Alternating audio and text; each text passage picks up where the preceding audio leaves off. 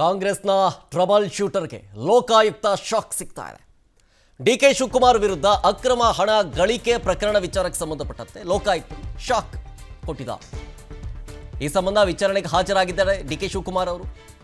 ಕಳೆದ 2 ಗಂಟೆಗಿಂತಲೂ ಡಿಕೆ ಶಿವಕುಮಾರ್ ಅವರ ವಿಚಾರಣೆ ಆಗ್ತಾ ಇದೆ. ನೋಟಿಸ್ ಸಂಬಂಧ ಲೋಕಾಯುಕ್ತ ವಿಚಾರಣೆಗೆ ಡಿಸಿಎಂ ಡಿಕೆ ಶಿವಕುಮಾರ್ ಅವರು ಹಾಜರಾಗಿದ್ದಾರೆ. ಕಳೆದ 2 ಗಂಟೆಯಿಂದಲೂ ಕೂಡ ವಿಚಾರಣೆಯನ್ನು ಎದುರಿಸ್ತಾ ಇದ್ದಾರೆ. ತನಿಖಾಧಿಕಾರಿ ಐಒ ಸತೀಶ್ ಕುಮಾರ್ ಇವರು ಪ್ರಶ್ನೆಗಳ ಸುರಿಮಳೆಗೈದಿದ್ದಾರೆ. ಡಿಕೆ ಶಿವಕುಮಾರ್ ಸಾಲು ಸಾಲು ಪ್ರಶ್ನೆಗಳನ್ನು ಮುಂದಿಟ್ಟಿದ್ದಾರೆ. ವಿಚಾರಣೆಗೆ ಬರೋದಕ್ಕೆ ನೋಟಿಸ್ ಅನ್ನು ಕೊಟ್ಟಿತ್ತು ಲೋಕಾಯುಕ್ತ. ಈ ನೋಟಿಸ್ ಹಿನ್ನೆಲೆಯಲ್ಲಿ ಡಿಕೆ ಶಿವಕುಮಾರ್ ಅವರು ವಿಚಾರಣೆಗೆ ಅಂತ ಹಾಜರಾಗಿದ್ದಾರೆ. 2013ರಿಂದ 2018ರವರೆಗೆ ಅಕ್ರಮ ಆಸ್ತಿ ಗಳಿಕೆ ಆರೋಪ ಇವರ ಮೇಲೆ ಇದ್ದಿದ್ದರಿಂದ ನೋಟಿಸನ್ನು ಕೊಡಲಾಗಿತ್ತು. ಈ ಸಂಬಂಧ ವಿಚಾರಣೆಗೆ ಕರೆಯಲಾಗಿತ್ತು ಲೋಕಾಯುಕ್ತರು. ಸೊ ಈ ಸಂಬಂಧ ನೋಟಿಸ್ ಸಂಬಂಧ ಹಾಜರಾಗಿದ್ದಾರೆ. ಡೀಟೇಲ್ಸ್ ಕೊಡ್ತಾರೆ ನಮ್ಮ ಪ್ರತಿನಿಧಿ ಅಭಿಷೇಕ್ ಜೈಶಂಕರ್, ನೇರ ಸಂಪರ್ಕದಲ್ಲಿ ಜಾಯ್ನ್ ಆಗ್ತಿದ್ದಾರೆ. ಅಭಿಷೇಕ್, ಕಳೆದ 2 ಗಂಟೆಯಿಂದಲೂ ಕೂಡ ನಿರಂತರವಾಗಿ ವಿಚಾರಣೆಯನ್ನ ಎದುರಿಸ್ತಾ ಇದ್ದಾರೆ ಡಿಕೆ ಶಿವಕುಮಾರ್. ಇನ್ಸೈಡ್ ಡೀಟೇಲ್ಸ್ ಈ ಸಂಬಂಧ ಏನು ಸಿಗ್ತಾ ಇದೆ?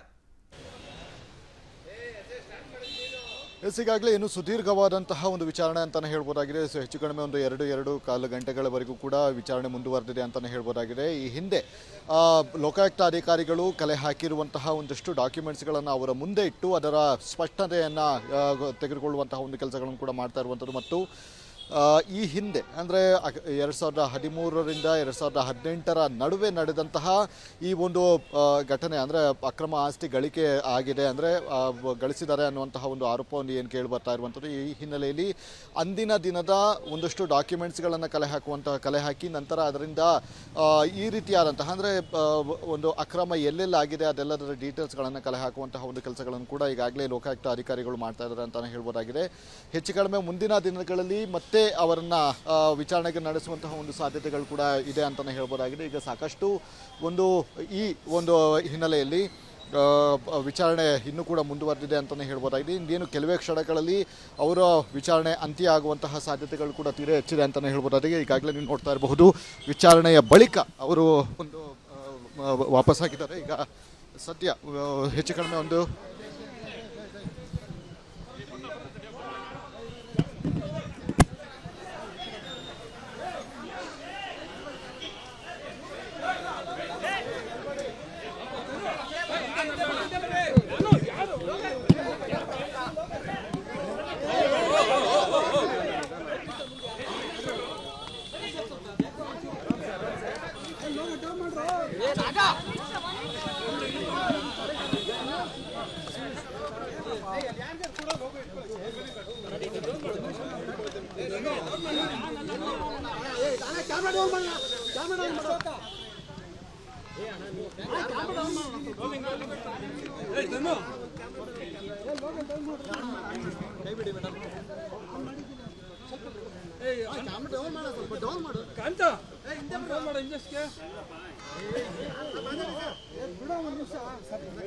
ಆಯ್ತು ನಡೀರಪ್ಪ, ಸುಮ್ಮನೆ ಟೈಮ್ ಆಯ್ತಂಗೆ ಮೀಟಿಂಗ್ ಇದೆ.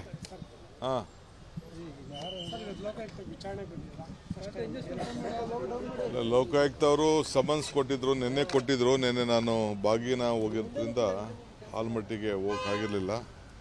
ಸೊ ಇವತ್ತು ರಿಕ್ವೆಸ್ಟ್ ಮಾಡ್ಕೊಂಡಿದ್ದೆ, ಇವತ್ತು ಟೈಮ್ ಕೊಟ್ಟಿದ್ರು. ಸೊ ಒಂದು 2 ಗಂಟೆಗೂ ಹೆಚ್ಚು ಕಾಲ,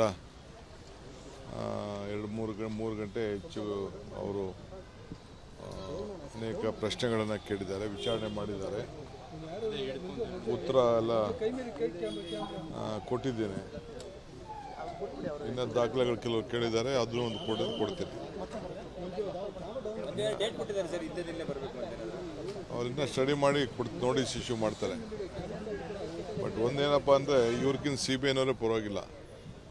ಇವರು ಅಷ್ಟೊಂದು ಪ್ರಶ್ನೆಗಳು ಬೇರೆ ಬೇರೆ ವಿಚಿತ್ರ ಎಲ್ಲ ಕೇಳ್ತಾ ಇದ್ದಾರೆ. CBIನವ್ರು ಇನ್ನೂ ನನಗೇನು ಕೇಳೇ ಇಲ್ಲ, ಒಂದಿನೂ ಕರೀಲಿಲ್ಲ. ಇವರು ಆಲೇ ಕರೆದು ಬೇರೆ ಹಿಂಸೆ ಕೊಡ್ತಾವ್ರೆ. ಅವೆಲ್ಲ ನಾನು ಅದೆಲ್ಲ ಹೇಳೋಕ್ಕಾಗಲ್ಲ.